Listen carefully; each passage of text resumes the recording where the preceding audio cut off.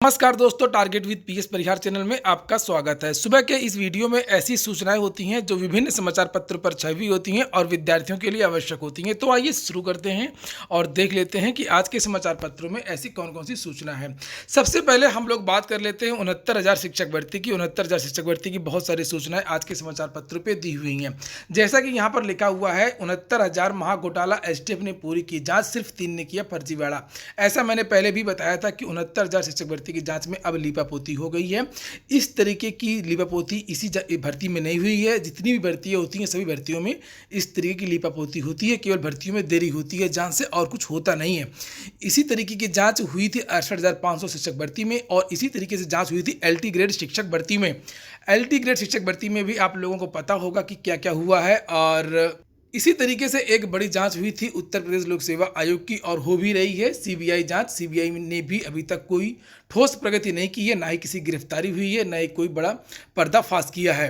69,000 शिक्षक भर्ती का जब परिणाम आया था तो आप लोगों ने देखा होगा कितने सारे ऐसे अभ्यर्थी थे जो सीरियल से पास हुए थे। बहुत सारे ऐसे परीक्षा केंद्र थे जहाँ के पूरे अभ्यर्थी पास हो गए थे। बहुत सारे ऐसे परीक्षा केंद्रों के कक्ष थे जिन कक्षों के पूरे विद्यार्थी पास हो गए थे। और हद तो ये थी कि जो टॉपर थे, जिनके 150 में 142 नंबर थे, 139 नंबर थे, 140 नंबर थे, उनको भारत के राष्ट्रपति का नाम तक नहीं मालूम था। हालांकि इसमें लिखा हुआ गजब गजब जैसी कोई बात नहीं है। ऐसा ही होता है एसटीएफ की जांच में, चाहे सीबीसीआईडी की जांच हो और चाहे वो सीबीआई जांच हो। और लिखा है 69,000 सहायक शिक्षक भर्ती की जांच कर रही एसटीएफ ने अपनी विवेचना पूर्ण कर ली है और इस फर्जीवाड़े में 20 आरोपी बनाए गए हैं। लेकिन जिस सहायक शिक्षक भर्ती के टॉपर अभ्यर्थियों की सूची पर सवाल उठे थे उनमें से किसी का नाम एसटीएफ ने अपनी जांच में उजागर नहीं किया है। इस पूरे प्रकरण में सिर्फ 3 अभ्यर्थी जेल भेजे गए जिनके नाम सोराव पुलिस ने उजागर किया था। मई 2020 को 69,000 सहायक शिक्षक भर्ती का परिणाम निकला तो अभ्यर्थियों ने धांधली का आरोप लगाया था और केएल पटेल समेत अन्य के खिलाफ सोराव थाने में एफआईआर दर्ज हुई थी।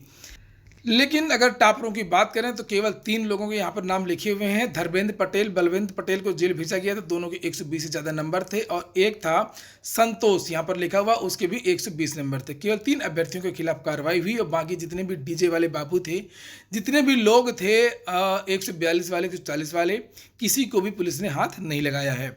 इसके बाद में 69,000 शिक्षक भर्ती कट ऑफ के मामले में विद्यार्थी मंच ने डीएम और सांसद के जरिए सरकार को ज्ञापन दिया है कि सुप्रीम कोर्ट से सरकार अपना पक्ष रखे और जल्द से जल्द ऑर्डर आए। लिखा, बुधवार को शिक्षार्थी विद्यार्थी मंच के अध्यक्ष प्रफुल्ल सिंह के नेतृत्व में डीएम व सांसद कार्यालय में ज्ञापन दिया गया। इसमें कहा गया कि 24 जुलाई को सुप्रीम कोर्ट में ऑर्डर रिजर्व हुआ है और 3 महीने बाद कोई प्रगति नहीं है। इससे 69,000 शिक्षक भर्ती में चयनित अभ्यर्थी परेशान है। अध्यक्ष का कहना है कि सरकार इसे लेकर के कोर्ट में मजबूती से पक्ष रखते हुए भर्ती प्रक्रिया को पूरा कराए। और इस मौके पर विश्वदीप सिंह, पंकज युद्धे, बहुत सारे विद्यार्थियों के नाम भी लिखे हुए। 69,000 में त्रुटि संशोधन के लिए बहुत सारे विद्यार्थी लगातार 3 दिनों से प्रदर्शन कर रहे थे। उनका भी जो प्रदर्शन है वो धरना स्थगित हो गया है। लिखा हुआ है कि सचिव के आश्वासन पर चौथे दिन धरना स्थगित। 69,000 सहायक अध्यापक भर्ती परीक्षा में आवेदन की गलती सुधारने के लिए गुरुवार को चौथे दिन सचिव बेसिक शिक्षा परिषद प्रताप सिंह बघेल ने फोन पर अभ्यर्थियों की समस्या दूर करने का आश्वासन दिया। इस पर प्रतियोगी छात्रों ने धरने को 10 दिन के लिए स्थगित कर दिया है और कल पुलिस ने जबरदस्ती हल्का लाठीचार्ज करके शिक्षा निदेशालय खाली करवा लिया। अगली सूचना है एलटी ग्रेड शिक्षक भर्ती की। अभी हाल ही में एलटी ग्रेड के सभी विषयों का परिणाम आया है और बहुत सारे जो पद हैं वो रिक्त हैं। लगभग 3,000 से अधिक पद रिक्त हैं। अब विद्यार्थी मांग कर रहे हैं कि 3,000 ये पद और इस बीच में जो रिटायरमेंट इत्यादि से जो पद रिक्त हुए हैं सबको मिलाकर के एक नई भर्ती जल्द से जल्द निकाली जाए। लिखा है कि 26 महीने की लंबी कवायद, प्रतियोगियों के आंदोलन तथा एलटी ग्रेड शिक्षक भर्ती परिषद 2018 के सारे विषयों का रिजल्ट जारी हो गया है। लेकिन 3,220 खाली पदों की भर्ती को लेकर के संशय है। परीक्षा में असफल अभ्यर्थी खाली पदों पर जल्द भर्ती की मांग उठाने लगे हैं, लेकिन आयोग मौन है। भर्ती कौन कराएगा, कैसे कराएगा, ये अभी निश्चित नहीं है, ये अभी तय नहीं है। इससे खाली पद भरने का मामला लंबा खिंच सकता है। यूपी के पूर्व मुख्यमंत्री अखिलेश यादव ने 2016 में मेरिट के आधार पर 9300 से अधिक पदों को एलटी ग्रेड शिक्षक भर्ती निकाली थी। सत्ता बदलने पर योगी सरकार ने लिखित परीक्षा कराने का निर्णय लिया। सीटें बढ़ाकर के 15 विषयों में 10,768 कर दी गई और इसमें 7,63,317 आवेदन हुए। पिछले दिनों सारे विषयों का रिजल्ट जारी कर दिया गया। योग्य अभ्यर्थी न मिलने के कारण 3,520 पद खाली रह गए हैं।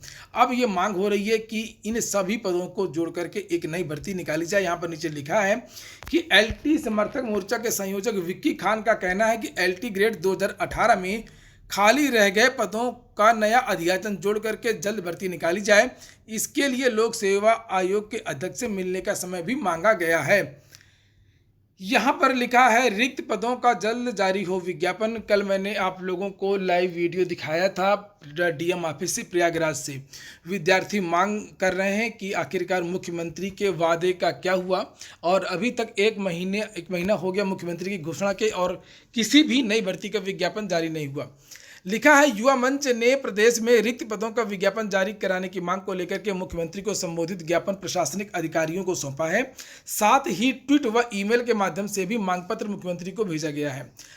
प्रयागराज जिलाधिकारी कार्यालय पर टीजीटी पीजीटी के रिक्त पदों समेत शिक्षक तकनीकी संवर्ग विभिन्न विभागों में खाली पदों का जल्द विज्ञापन जारी करने की मांग की गई है। वहीं यूपी पीसीएल के 4,102 पदों के विज्ञापन को बहाल करने की मांग उठाई गई।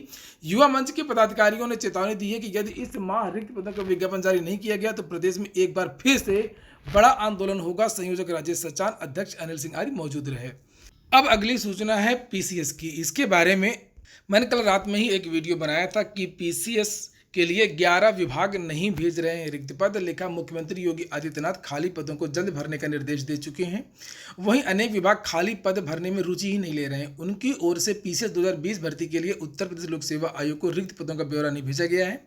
भर्ती के अध्याचन को लेकर के आयोग अध्यक्ष डॉक्टर प्रभात कुमार ने मुख्य सचिव को पत्र लिखा। उन्होंने कहा कि प्रदेश के 11 विभागों ने भर्ती के लिए अध्याचन नहीं भेजा, जबकि पीसीएस 2020 की प्रारंभिक परीक्षा हो चुकी है। उसमें पद जोड़ने के लिए विभाग 31 अक्टूबर तक अध्याचन भेज दें। आयोग ने 11 अक्टूबर को पीसीएस के 252 व एसीएफ आरएफओ के 12 पदों के सापेक्ष प्रारंभिक परीक्षा कराई थी। तो इसके बारे में देखते हैं कि आखिरकार 31 अक्टूबर लास्ट डेट है। 31 अक्टूबर तक कितने विभाग भर्तियों का अध्याचन भेजते हैं। और लिखा पीसीएस 2020 में पदों की संख्या बढ़ाने की तैयारी। फिलहाल कोई जो पद हैं वो अभी तक बढ़े नहीं हैं, और अब देखते हैं कि कितने पद बढ़ते हैं। अगली सूचना है इलाहाबाद विश्वविद्यालय में 25 से जारी होंगे प्रवेश परीक्षाओं के परिणाम, और ईसीसी में 25 को जारी होगा स्नातक प्रवेश परीक्षा का परिणाम। यूपीएससी ने आबकारी भर्ती लिखित परीक्षा का जो नतीजा है वो घोषित कर दिया है। और यूपीएससी की जो ऑफिशियल वेबसाइट है upssi.gov.in, यहाँ पर जाकर के आप परिणाम देख सकते हैं, और कट ऑफ की भी घोषणा कर दी गई है। कट ऑफ भी देख सकते हैं। असिस्टेंट प्रोफेसर की नई भर्ती जल्द, पुरानी भर्ती समाप्त होने को लेकर के है, और लगभग शिक्षा शास्त्र का ही परिणाम बचा हुआ है। जैसे शिक्षा शास्त्र का मामला समाप्त हो जाता है, वैसे यहाँ पर लिखा है कि नई भर्ती आ सकती है। महिलाओं के 36 आरक्षण को लेकर के कुछ पेच है। यहाँ पर लिखा महिलाओं के 36 आरक्षण को लेकर के अभी तक स्थिति स्पष्ट न होने के कारण विज्ञापन जारी होने में देरी हो रही है। उच्च शिक्षा निदेशालय से सबसे पहले आयोग को 1303 पदों का अध्याचन भेजा था। इसके बाद में 713 पदों का अध्याचन भी भेज दिया गया है।